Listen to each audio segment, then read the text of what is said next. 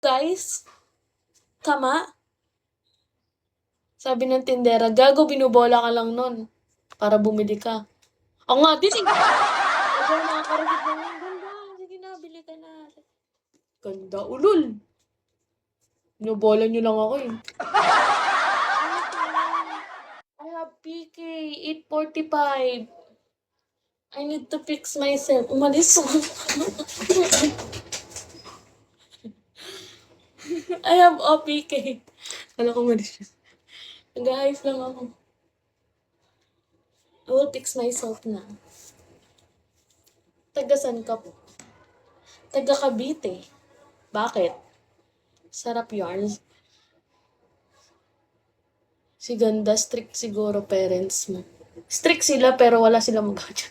Sarap yarn. Sabi niya, akin sa DC, gagi bro, ang cute ni Trick sa personal. Kinikilig pa pagkasabi.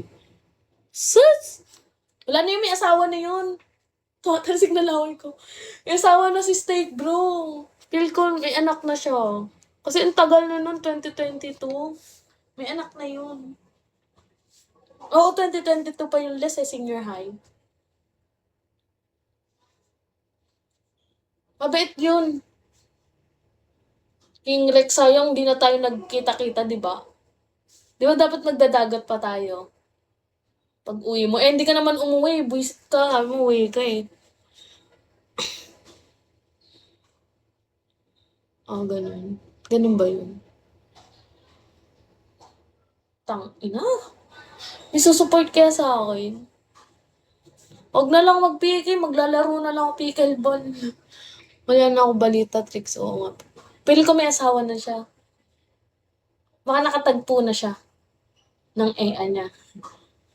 Di ba? Okay na yun. Para di na siya yung paikot-ikot sa bigo. Wala naman siya napapala dito. Parang ikaw, ayaw pa mag-asawa. Mag-asawa ka na, King Rex. Tanda mo na, 35 ka na eh. Charot. Ha? Do you have a bad mouth? Yeah, putang ina mo. Hey, Soy. Bad mouth? Puki ng inamers. Ha, ikaw asawa ko. Eh.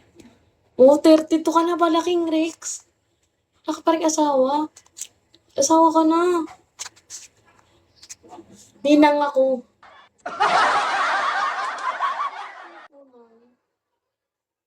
Siguro hinihintay mo kasi si Nami.